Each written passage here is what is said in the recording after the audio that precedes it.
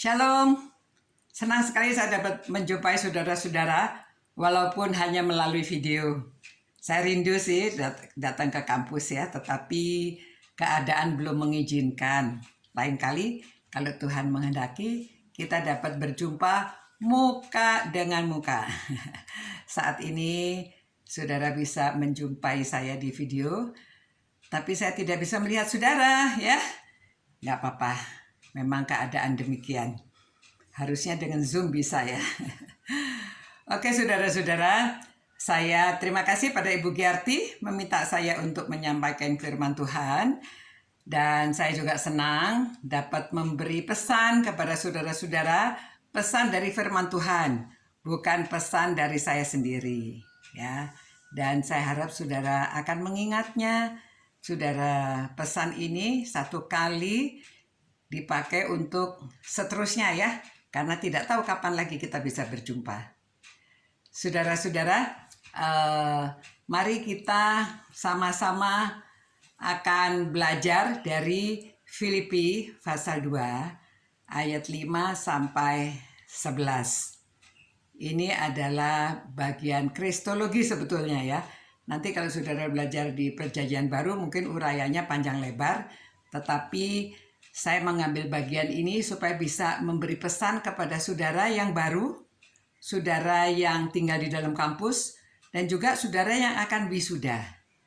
Karena nanti yang akan wisuda akan terjun di dalam pelayanan, saudara menghadapi banyak hal jauh dari kampus, tapi saudara masih tetap ingat nasihat atau pesan yang diberikan untuk saudara, supaya saudara dapat mengingatnya dan oh iya saya harus begini.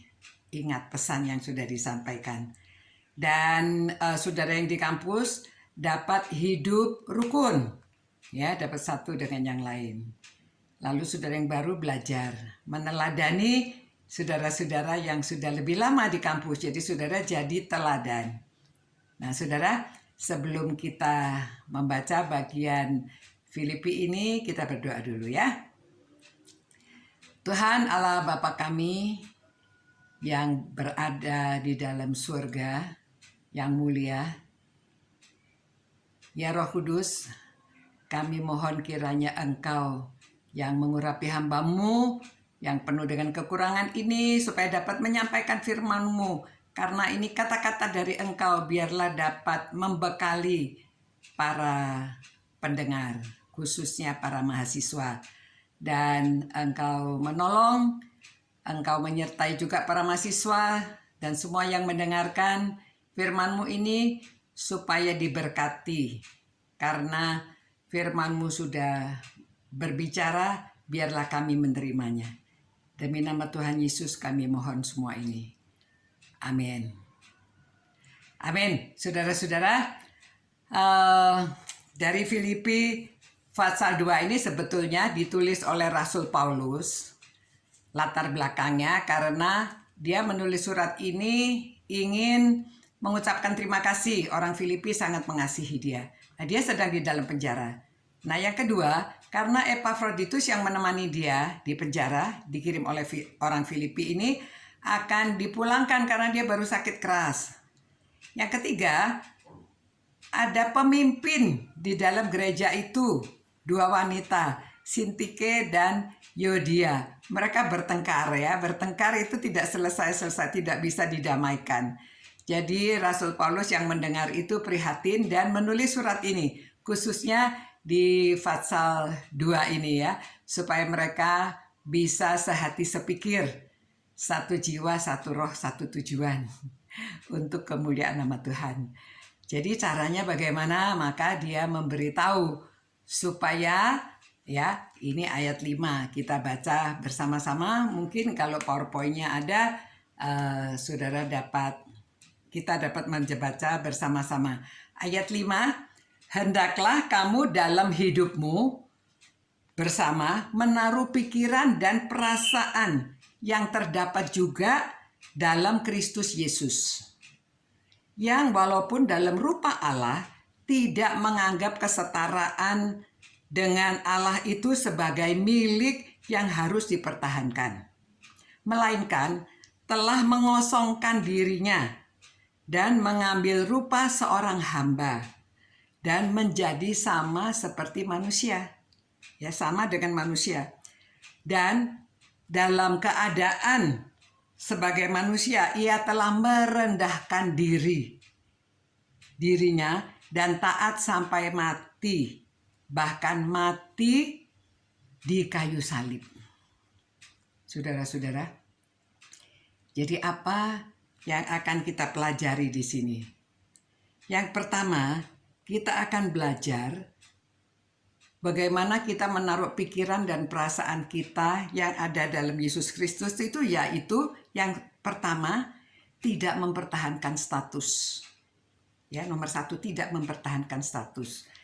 Jadi pada waktu dia datang ke dunia ini, dia tidak mempertahankan status walaupun dia itu dari sorga, dia itu setara dengan Allah, tapi dia rela mengosongkan dirinya, ya, dan dia tidak mempertahankan kesetaraannya ini. Tidak, waktu dia ke dunia dia bilang, saya kan anak Allah nih, saya datang dari sorga, kamu jangan gini ya. Tidak pernah. Dia hanya merendahkan diri, mengosongkan dirinya. Sudah mengosongkan diri, jadi dia pokoknya ya dia tidak kealahannya ada di dalam dirinya, tetapi dia tidak mentang-mentang gitu ya. Dia tidak selalu mengingat latar belakangnya, statusnya, tetapi dia mengosongkan dirinya, ya, tidak menganggap semua keistimewaannya itu dia buang, dan dia menjadi hamba, ya, dalam rupa seorang hamba, menjadi sama seperti manusia. Nah, menjadi seorang hamba itu, saudara, istilah yang ditulis ini doulos. Doulos itu hamba yang tidak ada harganya, yang menyerahkan dirinya sepenuh-penuhnya kepada bos. Disuruh apa saja mau. Tidak komplain, tidak bisa mempertahankan dirinya. Ya. Jadi mestinya dalam pelayanan itu demikian, tidak banyak komplain. Pokoknya apa saja dijalankan dengan merendahkan diri serendah-rendahnya. Tidak, ya, sebetulnya contohnya ini rendahnya seperti ini, saudara. Zaman dulu ya, raja itu kalau pergi berburu, pada waktu dia berburu kedinginan, si budak ini, saudara, hamba ini harus rela kalau perutnya perutnya itu dipotong dan kaki raja dimasukkan ke dalam perut supaya hangat. Sampai begitu dia tidak bisa menolak. Dia harus mau saja. Nah, serendahnya itu seperti itu, sampai tidak ada hak, tidak bisa mempertahankan dirinya. Nah, ini Tuhan Yesus mengosongkan diri seperti itu. Itu sebabnya dia dalam keadaan sebagai manusia, dia merendahkan dirinya dan taat sampai mati. Matinya di kayu salib lagi. Jadi saudara-saudara, kalau kita dapat meneladani seperti ini, ya saudara, hasilnya kita lihat dulu ya, ayat 9-11, implikasinya. Itulah sebabnya Allah sangat meninggikan dia, mengaruniakan kepadanya nama di atas segala nama. Ya, sekarang di dunia ini, sepertiga dari dunia ini orang sudah mengenal Tuhan Yesus. Ya, menurut statistik yang saya baca ya. Dan supaya dalam nama Yesus bertekuk lutut segala yang ada di atas bumi, yang di bumi dan yang di bawah bumi. Dan segala lidah mengaku Yesus Kristus adalah Tuhan, bagi kemuliaan Allah Bapa.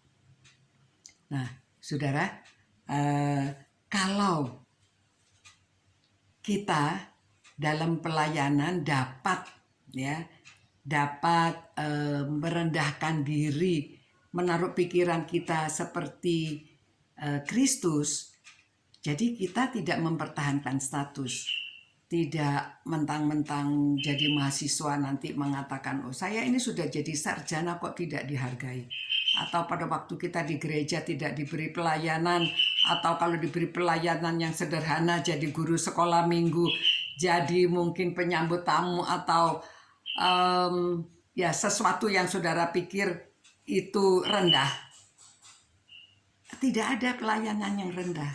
Jadi kita justru merendahkan diri sebagai apa saja mau. Ya. Jadi kita lihat, jadi begini saudara ya, kita lihat 3 poin yang kita pelajari itu. Kalau kita bisa merendahkan diri, maka kita bisa sehati sepikir. Tidak ada pertentangan. Di dalam kampus juga saudara bisa akur. Tidak bertengkar. Kalau bertengkar ya masing-masing ingat harus merendahkan diri. Kalau dia merendahkan diri maka dapat ya saling memaafkan. Ya ingat taruh pikiran dan perasaan Kristus apalagi. Jadi saudara bisa ingat demikian maka saudara dapat menjalankan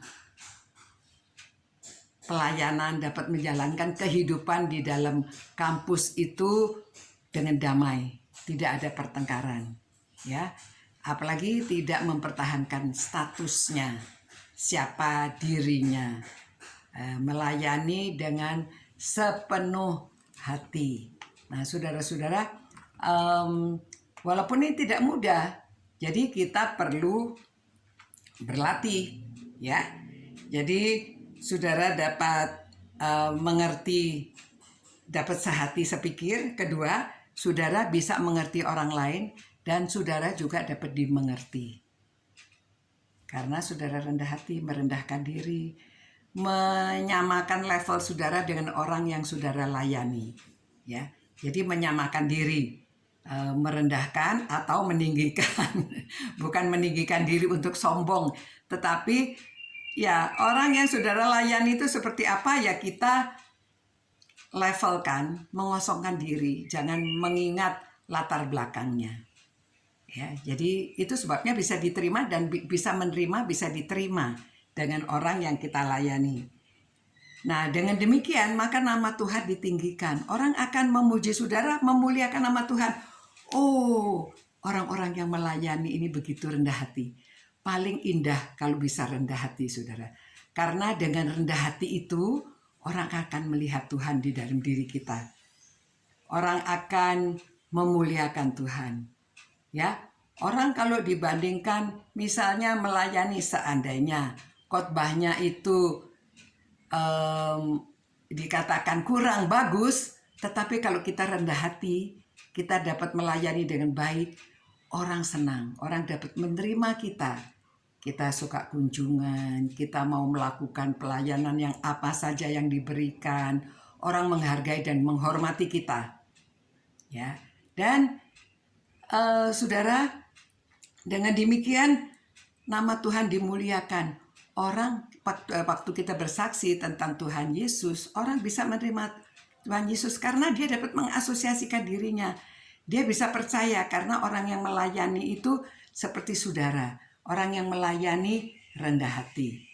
Jadi saudara sudah menerima dalam kepala saudara, sudah tahu bahwa kita itu harus menaruh pikiran dan perasaan yang ada di dalam Kristus, ya. Jadi saudara itu sudah masuk dalam kepala, harus turun ke hati, ya, turun ke hatinya rendah hati, ya. Dalam head masuk ke heart. Dalam heart itu sudah merendahkan diri. Karena ada Roh Kudus yang menolong saudara. Dan kemudian cara saudara, metode saudara melayani yaitu dengan inkarnasi. Inkarnasi tahu ya. Jadi menyamakan diri dengan orang yang kita layani. Itu metodenya. Ya, jadi kalau orang kalau melihat orang angkat-angkat barang, jangan diam saja, kita bantu. Kalau melihat ada orang, kita di rumah orang sedang membersihkan sesuatu, kita tolong. Kalau habis makan, mereka mencuci piring, kita cuci piring.